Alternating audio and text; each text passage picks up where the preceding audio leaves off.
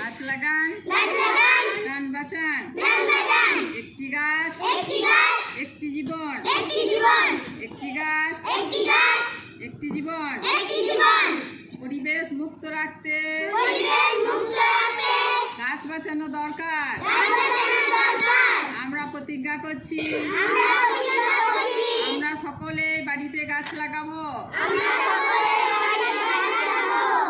গাছ আমাদের অক্সিজেন দেয় আর কার্বন ডাই অক্সাইড টেনে নেয়।